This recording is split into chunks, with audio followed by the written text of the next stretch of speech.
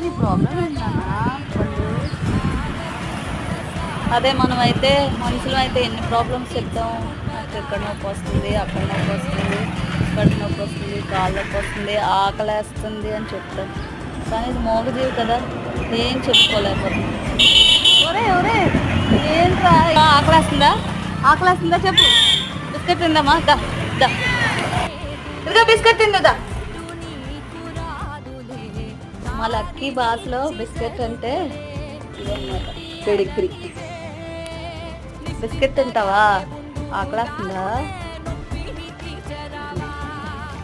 అమ్మో పండు, పండు